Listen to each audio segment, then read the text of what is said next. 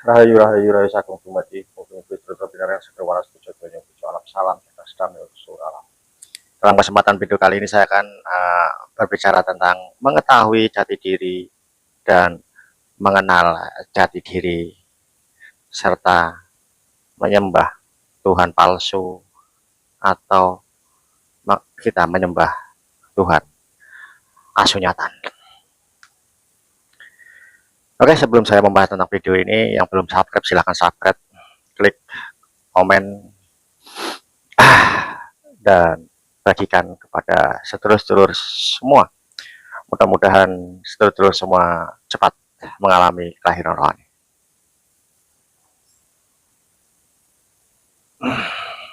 Inilah perbedaan antara mengetahui jati diri dan mengenal jati diri. Kalau kita mengetahui jati diri,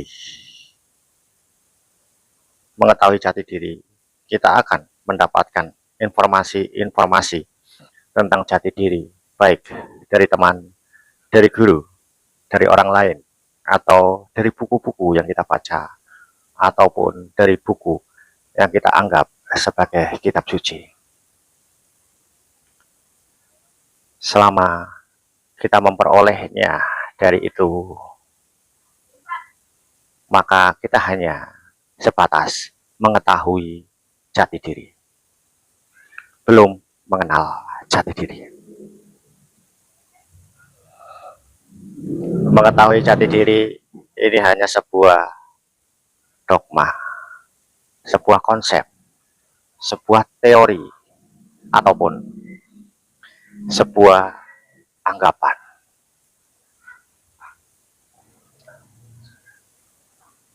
Dari teori dan juga anggapan-anggapan inilah, maka kita akan menyimpulkan sendiri, kita akan membuat suatu gambaran tersendiri identitas tentang jati diri.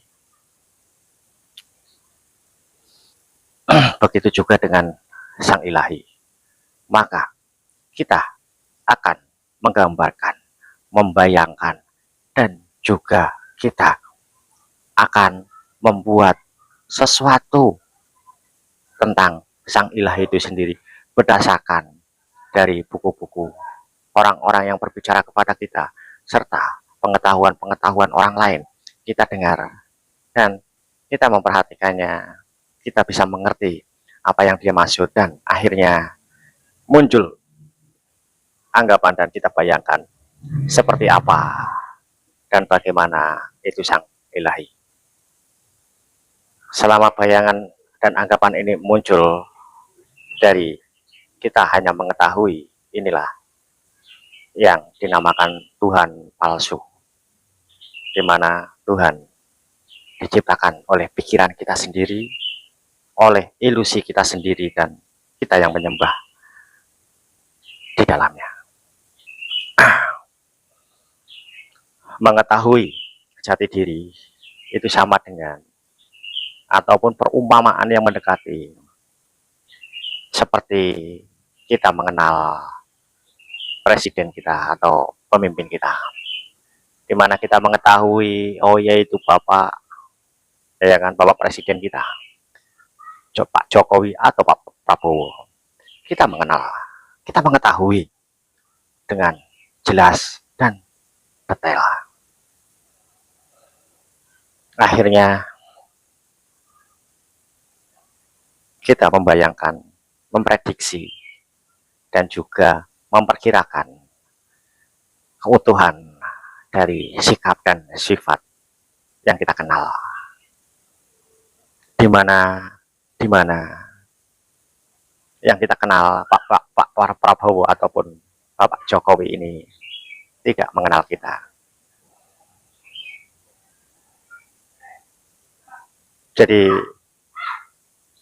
inilah hanya sekedar kita mengetahui bahwa itu presiden kita, tapi presiden kita tidak mengetahui tentang kita.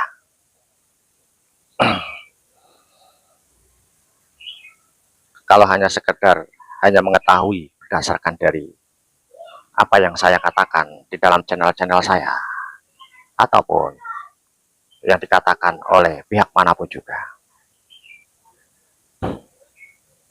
Itu hanya sekedar mengetahui tentang jati diri.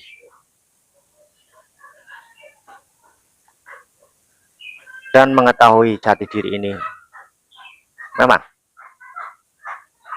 hanya disitulah letak dari kemampuan yang diajarkan oleh agama-agama apapun, baik yang beragama ataupun yang tidak beragama, ataupun yang membuat suatu kelompok-kelompok sendiri, hanya sebatas mengetahui, belum mengenal.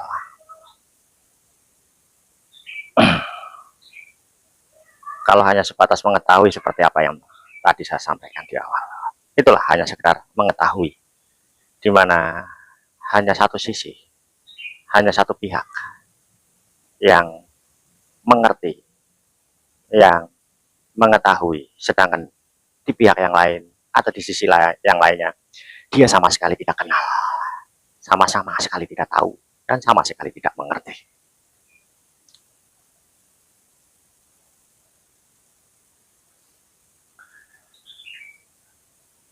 Berbeda dengan mengenal. Mengenal adanya adalah keduanya saling mengerti, saling mengetahui. Dan akhirnya di antara keduanya tidak ada lagi yang namanya kira-kira umpama. Karena sudah ketemu secara langsung, secara akrab. Itu yang namanya mengenal. Seperti perumpamaan yang tadi saya umpamakan di bawah. Bahwa saya mengenal Pak Jokowi. Pak Jokowi pun mengenal saya. Saya mengenal Pak Prabowo. Pak Prabowo pun mengenal saya. Di mana saya sering ketemu dengan Pak Jokowi ataupun dengan Pak Prabowo. Saya sering selalu bersama. Kemana-mana selalu berdua bersama. Dan saya mengetahui secara detail tentang Pak Jokowi. Pak Jokowi pun mengetahui secara detail tentang diri saya. Ini yang namanya mengenal. Mengetahui dengan mengenal beda. Begitu juga dengan jati diri. Di mana kesejatian dari diri kita sangat mengenali dan mengetahui kita. Tapi kita tidak mengetahui dan tidak mengenalnya. Maka usaha dari yang kita lakukan agar Pak Jokowi itu mengenal saya, maka sang utusan ditunjuk oleh kesejatian dari diri kita. Sang utusan sebagai penghubung, sebagai perantara, agar apa yang saya kenali dan dia juga mengenali saya. Dan terjadi saling mengenali.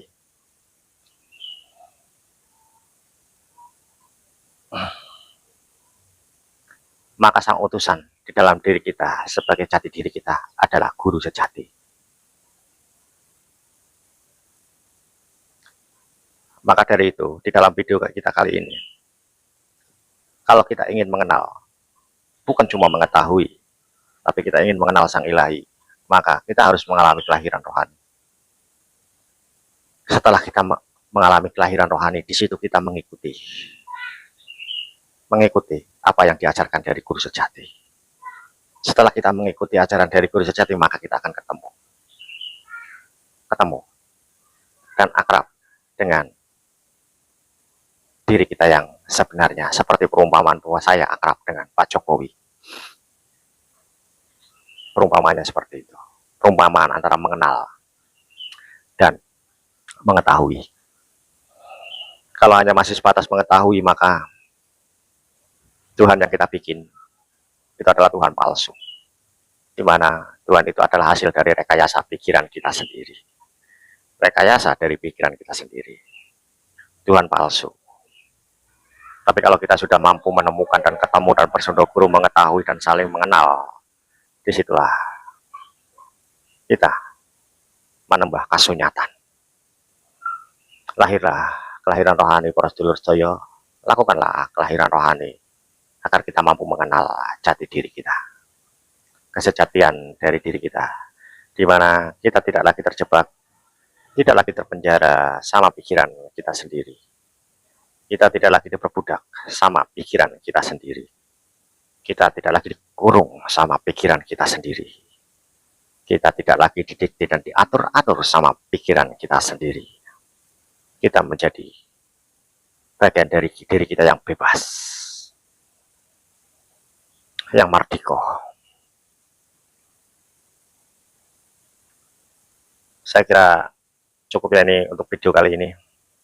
Mudah-mudahan video kali ini mampu menyadari bahwa posisi diri kita saat ini hanya sebatas mengetahui atau kita sudah mengenal. Seseorang yang merasa dirinya mengenal, sedangkan sumber yang dia peroleh hanya dari sebuah buku atau cerita dari orang lain, atau sebuah buku itu yang kita jadikan sebagai kitab suci dan masih bersumber pada itu, maka yang muncul adalah sebuah perkira-kiraan dari pikiran kita. Karena kita hanya mengetahui, maka akan muncul sebuah bayangan, perkira-kiraan, seandai-andainya, seumpama-umpamanya, berarti seperti ini nih.